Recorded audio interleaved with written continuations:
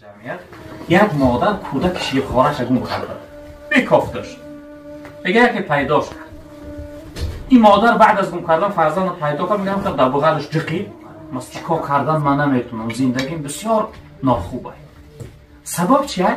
سببش اقبال مردم ما یک گپ دارن بیایم نماز بخونیم خلاصیم بیایم خطنه بخونیم خلاصیم ای چی خدا خلاص می نکردیم ای ذکر یادی خدا میگن خوشحالی لذت نه بعضی انسان وقتی پول حساب میکنه دیگه دلش گم میزنه کو مردم ما با کلی وجودشو در دنیا فرو رفتگن شبم و روز در فکر ذکر کارن درآمد زندگی خواجه خونه و در جناب پیامبر صلی الله علیه و سلم در روایت فرمودند که ثلاث من کن فیه وجد به حلاوت الایمان تن سه چیزی هست هر انسان همین سه چیز در حیاتش داشته باشد از ایمانداریش حلاوت پیدا میکنه لذت میبرد عبادتش برای او لذت میبخشه نمازش براش راحت میبخشه لذت میبخشه ذکرش تلاوتش خیر سخاوتش توبه و استغفارش تمام عملهای نیکش به او حلاوت میبخشه لذت و راحت میبخشه هر انسانی که این سه چیز در حیاتش داشته باشه یکی از او جناب پیامبر صلی الله علیه و سلم گفتند که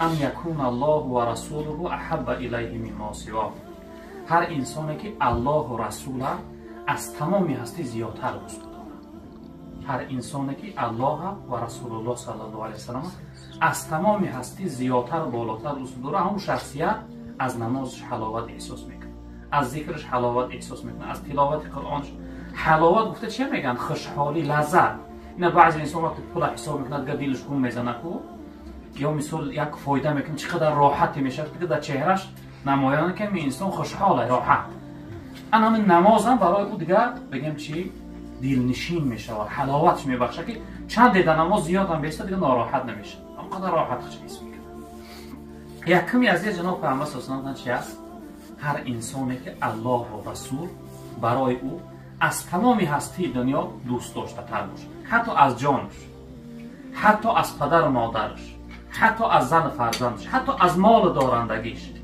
حتی از تمام یار و رفیق دوستش برای او محبوب تر و دوست داشته تر باشه اکای جون یک گپ میگم هر انسان حالت خودش خوبتر میدونه ما از نمیتونیم که همدیگر را بها بدیم که کوکی در دلش چقدر محبت خدا و پیغمبره یک بار ایروی انصاف که خودمون سنجش کنیم که در دلمون چقدر محبت خدا و پیغمبره چقدر الله دوست می‌داریم چقدر جناب پیامبر صلی الله علیه و سلم دوست می‌داریم خودمون اکایجون سنجش کنیم بعد برای خودمون بها بدیم که در برابر محبت الله محبت رسول الله صلی الله علیه و سلم برای خودمون بهای 5 میگذاریم یا بهای 10 متاسفانه امروز محبت خدا و پیامبر در دلها خیلی کم مردم ما با کلی وجودشو در دنیا فرو رفتگن شبم و روز در فکر ذکر کارن درآمد زندگی خواجه خونه و در زن فرزند اما از حد زیاد در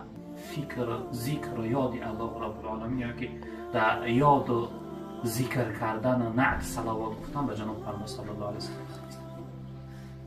اقبال لاهوری یک مناجات دارد میگه که شب پیش خدا بگریست همزار عزیزای خدا با خدا در حالت تنهایی و پروردگار مناجات میکنن زارا میکنن التجا میکنن حاجتاشو میپرسن میگه شب پیش خدا بگریستم زار مسلمانان چرا خارند و زارند میگه شب ناله کم گریه کم چون ای پروردگار مسلمان غریب است مسلمان طعنه میشنود مسلمان مزدوری غیری شده است مسلمان پریشان ای ناراحت ای سبب چیه میگه ناله کم گریه کم رب العالمین میگه با سبب الهام و جواب میگه شب پیش خدا بگریستم زار مسلمانان چرا خارند و زارند ندا آمد نمیدانی که این قوم دل دارند و محبوبی ندارند سببی که پریشانند ناراحتند غمگینند غریبند بر رنج مشقت دنیا مبتلا نمیگه دل دارند در دلش محبوب نیست محبوب کیه الله رسول الله صلی الله علیه و سلم رب العالمین قرآن فرمایه الا بذکر الله تطمئن القلوب میگه دلهای شما فقط با یاد الله آرامی را احساس میکنن آرام میگیرن دل آرام گیری جسم و بدن آرام میگیره جسم و بدن آرام گیری زندگی آرام میگیره زندگی آرام گیری دنیا و آخرت آرام میگیره سببی که امروز اکلای جون ما پریشانیم، ناراحت، ولی بسیار برادرها شکایت میان میگه تاثیر کارم پیش نمیره، فکرم پریشانه، چیکار کردن من نمیتونم، زندگیم بسیار ناخوبه. سبب چیه؟ سببش اقبال همین جمله ها ما را جواب بده. سبب ببینید امروز اکثر مسلمان زاده اگر 5000 روبل را بینه که دلش گم میزنه، قرآن هم میبینه پروا نداره، نمازش قضا میشه که پروا نداره، ای روی کاری ناچیز دنیا نمازش قضا میره. انا همین سبب همه که امروز دیگه در عبادت هم حلاوت نیست. مردم ما یک گپ دارن بیایم نماز بخونیم خلاصیم، بیایم خطنه بخونیم خلاصیم. ای چی خدا خلاص مینه کردم؟ ای ذکر یاد خدا، ای راز و نیاز پروردگار، ای معراجات، ای رحمت پروردگار سیراب، ای چی خدا محروم کردنی، خلاص کردنی. ما باید عاشق عبادت باشیم. عبدالقادر هیچ کس یک کس میفرماید که برای خاطر عبدالقادر بشن صحبت کرد، یا خاطر که دام احکام نی از ایشون شان قاری فلان آدم مشهور معروف معتبر یک خطی شیشتیم چخ که بسیار حلاوت بردیم. آیا نمیخواد که بر رب العالمین صحبت کنی؟ جواب پیامبر صلی الله علیه و آله الصلاة معراج المؤمن. نماز میگه معراج مؤمنه. معراج ما وقتی وصف جناب پیامبر صلی الله علیه و آله معراج بالا رفت و پروردگار نزدیک قریب شد. جناب پیامبر صلی الله علیه و آله میگه معراج مؤمن در نماز شد. وقتی سجده میکنی اگر جناب پیامبر صلی الله علیه و آله میگه العبد یسجد لقدمی ربی. بنده به یگان شک در نزد دو قدم پروردگار سجده میکنه. الله قدم نداره. این حدیث دلالت برای قریب شدن میکنه که وقتی سجده را میگذاره احساس که سر در نزد دو قدم پروردگار مونده، میگه سبحان ربی الاعلی، سبحان ربی الاعلی. بعد حلاوت احساس میکنه. برای جناب پیامبر صلی الله علیه و آله که یکم چیزی که برای شما میتونه حلاوت بخشه چیه؟ باید در دلت محبت خدای حواسی باید دوستش بداری. برای چی؟ خلقت کرده است، صاحب آفریدگار در ملکش زندگی میکنی، از نعمتاش استفاده، از هواش نفس کشیده است، از آبهاش مینوشی. اینقدر نعمت رو ببین. کدومی ما شما در این محنت کردیم، زحمت. یگان کسی ما در حق درباره یکم حق نداشتیم که ما را عزت کنه.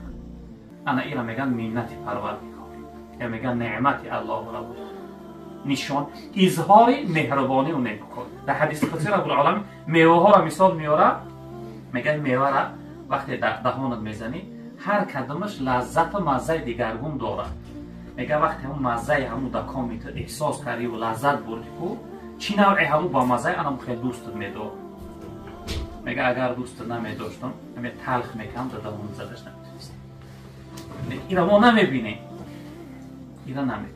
جناب پیامبر صلی الله علیه و سلم میگه یک روز همراهی اهل اصحاب یک جا جمع بودن در جمعیت، یک مادر کودک شیرخوارش گم کرده بکافتش.